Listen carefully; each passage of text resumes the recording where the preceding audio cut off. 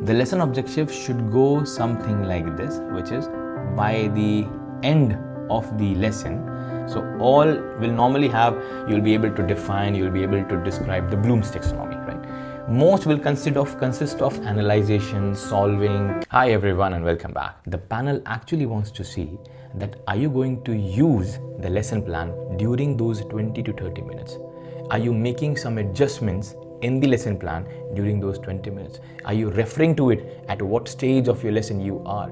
Are you making some adjustment in the lesson plan if you see that the time is less or you need to change some activity? So they want to see that you are using this lesson plan as a tool, not just a paper or a document that you're carrying because you are expected to, right? Okay. Now, the lesson plan consists of 4 sections. Okay. I'm going to share my screen.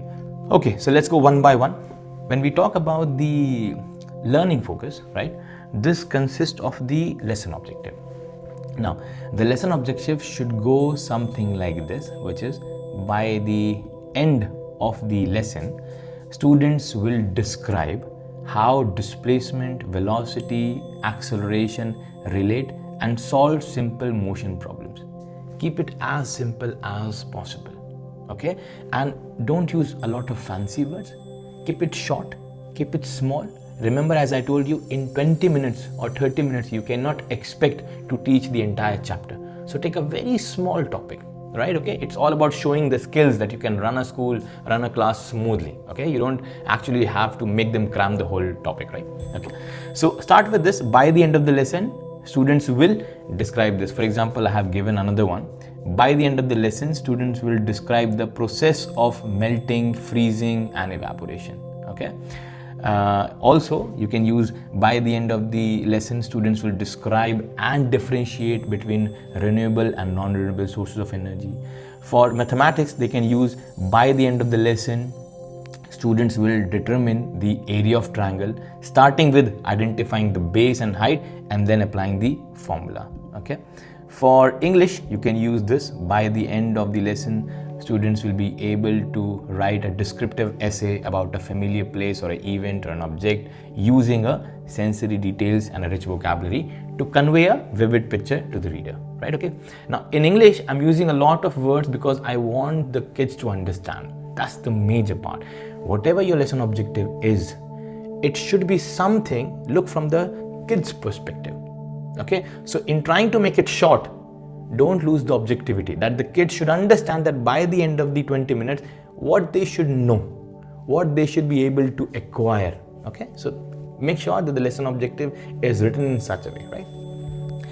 Then after the lesson objective, a learning objective, you will find these all, most and some. These are basically to cater the differentiation outcomes. Okay.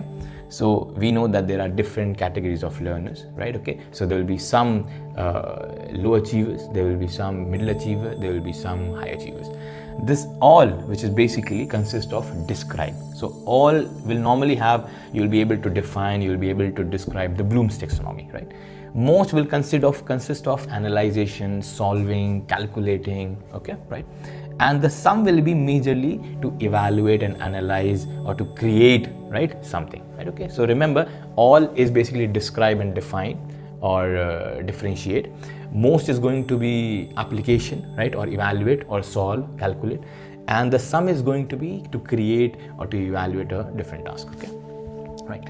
So this is almost sum should be there, right? Okay, and your activity should be as per this almost and sum, the main activity which you're going to have. Okay, right? I'm going to share the PowerPoint also. I made a PowerPoint because, you know, just by going through it, it's a little difficult, right, to comprehend how the PowerPoint should look like. So in my next video, I'm going to share the PowerPoint for this exact lesson plan, right, so that you can relate, right? After that, we have a challenge question, right? Now, this challenge question is basically to ensure the stretch when you're going to have the main task and there is a high achiever and he's able to complete the task that you give and the time was, let's say, for 10 minutes. So he's able to do in 5 or 6 minutes. Then you cannot just ask him to wait, right? So at that point, you need to give him and refer the challenge task, that there is a challenge task on the board or there is a challenge task on your sheet. I want you to attempt that, right? Okay. So you're stretching the high achiever, right? Then this is the standard. That the standard is basically, this is basically for the IB and American curriculum. For CBC you don't have standards, okay, right? Okay, this is basically we refer the NGSS, okay. This is the key vocabulary portion. It's better to use the key vocabulary portion because then it gives that you are giving a scaffolding about the, because here at this part of the world there are majorly Arabic speakers, right? Okay, so I'm using the key vocabulary as the Arabic and English, okay, right? So that's majorly your learning focus, right, which consists of learning objective. Keep it simple, short, almost sum. Remember, this is to show differentiation, so your main activity should be referring to almost sum, right? Then there should be a challenge questions, which is basically for the high achievers to stretch, and the key vocabulary to show the scaffolding, right? That would be all from my end, and every week I keep on sharing new strategies for which can be helpful for you guys to actually land a job in Dubai, because the jobs are huge, honestly speaking. We actually struggle to find the candidates. And if you go for the LinkedIn, please do not believe everything on the LinkedIn, because there are so many people who are posting jobs like anyone, right? Okay, so that you need to see genuinely. I would always prefer and refer that use the official websites to apply for the job, right? Thank you so much. Bye-bye and take care.